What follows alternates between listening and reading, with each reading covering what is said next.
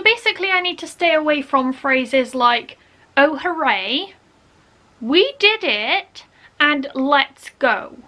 Hi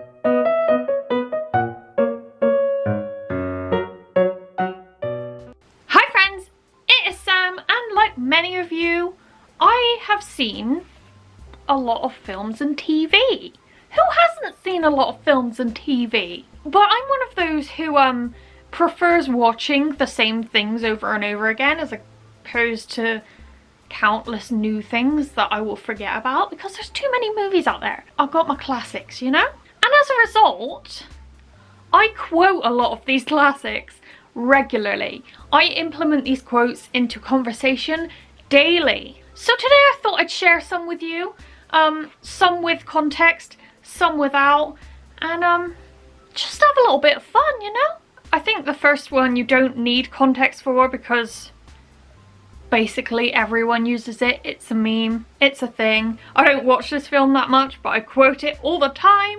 It's been 84 years. Titanic, obviously. The next one is murder for me.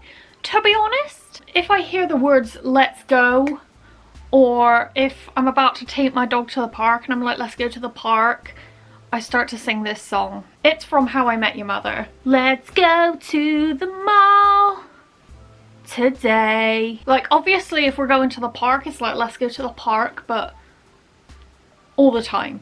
All the time, especially because I'm going to the park like average 4 days a week. We sell push pops in my workplace, which is a lollipop that you push up out of its packaging.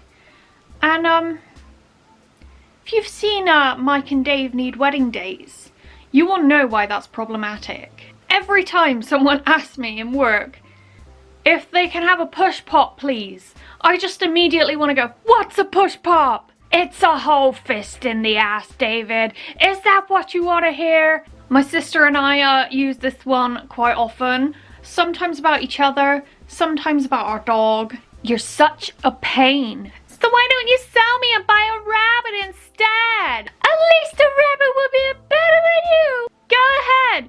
Then you'll be happy because they'll be smarter than me too. And quieter. Don't like it because it's stinky like you. Lilo and Stitch. Of course, the argument between Lilo and Nani. I could probably quote that film word for word. This next one I'm not even gonna try to provide context for, because unless I'm saying it, I can't even think of the context. Like, it just comes to me sometimes and I've got to say it. Always going to town on my Toby. It's from the Duff. I don't know, it's from the Duff. The Duff is a great film. Another obvious one that needs no context is yo yo yo, it's lunchtime. High School Musical 3. A classic, the best of the HSMs. This next one I wouldn't say nearly as often if my dog wasn't such a crybaby. He whines all the time. He's fine though. He's on anxiety medication, so he shouldn't cry as much as he does, but he does. He just sits there and whines. This has resulted in me quoting Lady and the Tramp quite a lot. Do you hear what I hear? A baby cry. Where are we finding baby? There are milk nearby. This is another one that I can't provide context for, but I use quite often. It's from She's the Man, and it's just a good one. When my eyes are closed, I see you for what you truly are, which is ugly. Then we got a classic, 21 Jump Street, which again, like, I cannot provide context for.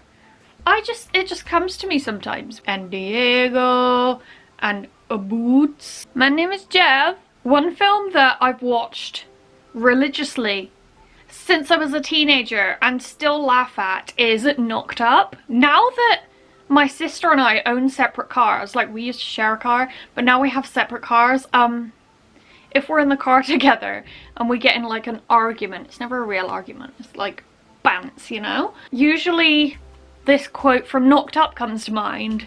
I own this car!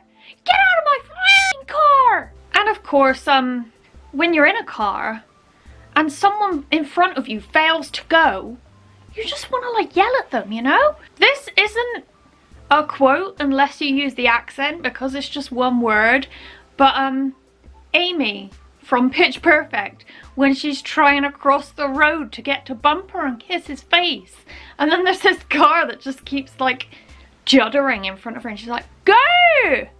All the time. All the time. It's just so fun. Like, I'm terrible at the Australian accent, but I love to do it.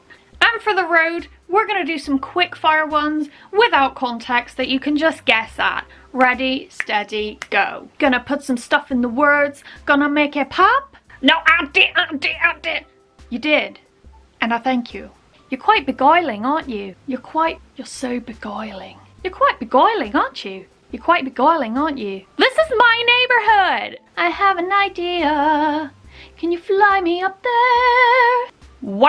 Fucking embarrassing. Waste of my time. I think I just lost sight of my right eye. I sit on the toilet. You better put that in the recycling. You better put that in the recycling.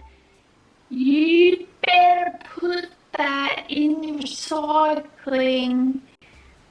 I'm so sorry, Australia.